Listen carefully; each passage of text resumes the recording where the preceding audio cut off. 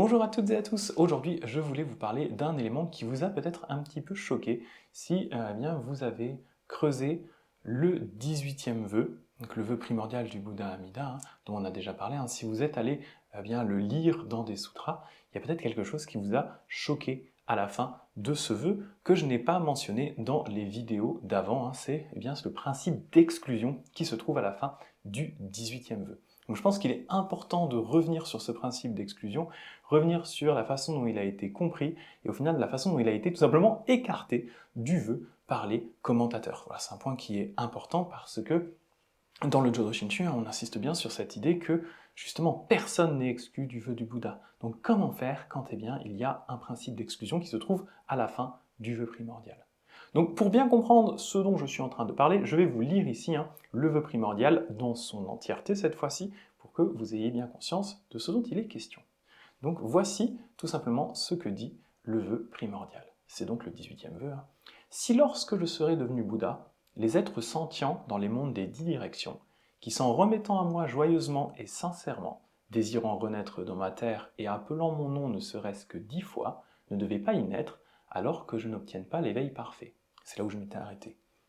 Mais à la fin se trouve cette phrase, sont exclus cependant ceux qui ont commis les 5 fautes graves et qui ont calomnié la loi correcte. Ceux qui ont commis les 5 fautes graves, calomnié la loi correcte. Donc on a bien deux types de personnes malheureusement qui sont censées être exclues juste sur la base de ce qu'on retrouve ici dans le vœu.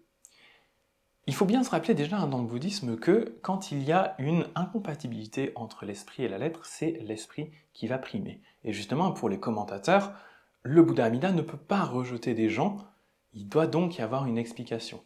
Donc déjà, il faut peut-être clarifier ce que sont du coup ces 5 fautes graves. La calomnie de la loi, c'est assez clair, ce sont les personnes qui vont calomnier le Bouddha et ses enseignements. Les 5 fautes graves, qu'est-ce que c'est? Eh bien, il y a déjà détruire les stupas, donc les monuments qui abritent les reliques des Bouddhas, brûler des sutras ou piller les possessions des 3 trésors, donc aller voler tout simplement les moines, parler en mal des enseignements des 3 véhicules, dire que ce ne sont pas des enseignements sacrés, empêcher leur diffusion ou les censurer, essayer de les cacher ou de les masquer. Battre ceux qui sont devenus renonçants, donc taper sur des moines ou des nonnes, qu'ils maintiennent les préceptes ou non, donc même ceux qu'on aperçoit en train de rompre les préceptes, faut pas leur taper dessus, s'il vous plaît, ne tapez pas dessus, même s'ils n'ont pas reçu les préceptes ou s'ils les ont enfreints, les persécuter, énumérer leurs fautes, les emprisonner, les forcer à retourner à la vie laïque, les forcer à réaliser des tâches avilissantes, leur faire payer des taxes ou leur ôter la vie. Qui sont des choses qui se sont d'ailleurs passées en Chine à des époques de persécution du bouddhisme. On a notamment forcé les moines et les nonnes à revenir à la vie laïque ou les forcer à faire des tâches avilissantes, etc. La quatrième, c'est tuer son père, blesser sa mère, faire couler le sang d'un Bouddha, briser l'harmonie au sein de la Sangha, au sein de la communauté, ou tuer un Aharat, donc une personne qui a atteint cet état où elle ne va plus retourner dans le cycle des naissances et des morts. Dire que la loi de cause à effet n'existe pas, donc nier la loi de causalité, et réaliser constamment les 10 transgressions tout au long de la longue nuit de l'ignorance. Donc voilà ce que sont tout simplement ces 5 fautes graves, ces 5 transgressions. Et donc là, l'élément en plus, c'est donc la calomnie de la loi correcte, donc c'est ces 2 éléments qui sont exclus traditionnellement du 18e vœu. Donc comment est-ce qu'on va comprendre ce principe d'exclusion? Comme je l'avais déjà dit, dans le bouddhisme, s'il y a une différence entre l'esprit et la lettre, c'est l'esprit qui va primer, et ici, l'esprit des vœux du Bouddha, c'est justement que toutes les personnes sont sauvées par le Bouddha Amida. Donc, eh bien, de cette façon, les commentateurs ne pouvaient pas accepter cette idée que des personnes seraient exclues des vœux, et elles ont donc essayé de comprendre comment interpréter ce principe d'exclusion à la fin du 18e vœu. Shinran Shonin, dans ses écrits, va se baser sur 2 des patriarches de la Terre pure, Tanluan et Shandao, qui sont 2 patriarches chinois, qui ont écrit justement sur ce principe d'exclusion, sur ce sujet-là.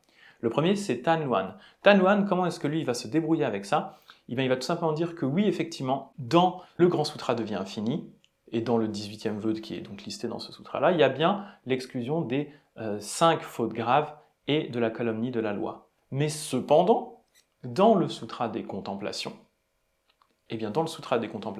dans le passage qui concerne les personnes inférieures de la classe inférieure, donc vraiment les pires personnes qui peuvent atteindre la naissance dans la terre pure, on explique que cette personne-là, elle a commis les 5 fautes graves, mais pourtant, au moment de la mort, elle va rencontrer un ami de bien, un Zen Shishiki, un ami de bien, qui va lui faire réciter le Nembutsu et se tourner vers le Bouddha, et alors malgré tout, elle va pouvoir atteindre la naissance dans la terre pure. Donc pour Tan Luan, ce passage est suffisant pour expliquer que, eh bien oui, les personnes qui commettent les 5 fautes graves vont de toute façon pouvoir atteindre la naissance dans la terre pure si elles se tournent vers le Bouddha. Mais il n'accepte pas l'idée que les personnes qui vont calomnier la loi bouddhiste puissent également atteindre cette naissance. Donc on a déjà, grâce à Tan Luan, évacué un des deux problèmes, celui des 5 fautes graves. Maintenant, qu'est-ce qu'on fait avec la calomnie de la loi correcte? Et pour ça, eh bien, il va falloir se tourner vers Shandao. Voilà ce qu'il va nous expliquer, donc je vais vous le lire ici. Selon les 48 vœux, seuls ceux qui commettent les 5 fautes graves et ceux qui calomnient le juste dharma sont exclus et ne peuvent accéder à la renaissance dans la terre pure.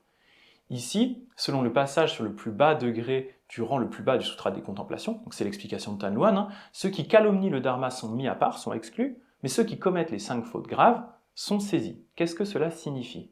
Pour Shandao, voilà ce qu'il vient de dire, l'intention peut être comprise comme un enseignement visant à nous faire renoncer au mal. Comme l'indiquent les 48 vœux, ceux qui calomnient le dharma et ceux qui commettent les 5 fautes graves sont exclus. Cela signifie que les deux types d'actions constituent les plus graves obstacles. Lorsque les êtres les commettent, ils plongent directement dans l'enfer Avicii, vraiment le pire enfer, où ils subissent de longs kappas de terreur et de panique sans aucun moyen d'en sortir. Le Tathagata, le Bouddha, craignant que nous commettions ces deux types de fautes, cherche à nous en empêcher par des moyens compatissants en déclarant que nous ne pourrons alors pas renaître. Cela ne signifie pas que nous ne serons pas saisis. Il est enseigné concernant le grade le plus bas, du rang le plus bas du Sutra des Contemplations, que ceux qui commettent les 5 fautes graves sont admis, mais ceux qui calomnient le dharma sont exclus. Ceci parce que les êtres du grade le plus bas ont déjà commis les 5 fautes graves, mais ne doivent pas être abandonnés à une transmigration sans fin. On dit c'est déjà des êtres qui ont commis les 5 fautes graves, donc malgré tout, il va falloir les aider. Ainsi, Amida, éveillant une grande compassion, les saisit et les fait naître dans la terre pure. Cependant, comme ils n'ont pas encore commis le mal karmique de calomnier le dharma, afin de les en empêcher, il est dit que celui qui calomnie le dharma n'atteindra pas la naissance. Ceci doit être compris comme pertinent pour ceux qui n'ont pas encore commis ce mal. Mais même si on l'a commis, on sera néanmoins saisi et amené à la réalisation de la naissance. Ainsi, ce passage doit être compris comme un enseignement visant à nous faire renoncer au mal. Donc voilà comment il faut comprendre ce passage de Shandao. Les personnes qu'on retrouve dans le Sutra des Contemplations, parmi les pires personnes qui atteignent la naissance de la terre pure, elles ont déjà commis les 5 fautes graves. Donc le Bouddha va de toute façon les aider, mais comme elles n'ont pas encore calomnié le dharma, eh bien le Bouddha nous met également en garde en disant ne calomniez pas le dharma, c'est vraiment une offense grave, ça va vous faire du mal, donc s'il vous plaît évitez de commettre ces fautes. Mais si vous l'avez déjà commise, mais que vous retournez votre cœur et que vous en remettez au Bouddha Amida, alors bien entendu vous ne serez pas exclu. Le Bouddha ne va exclure absolument personne. Et ce passage pour Shandao est tellement clair que, eh bien, en général, quand il va citer ce vœu, le 18e, ou quand il va le paraphraser, eh bien, en général, il ne va pas parler de ce principe d'exclusion, parce que pour lui, ce principe d'exclusion, c'est une mise en garde, mais ce n'est pas une exclusion.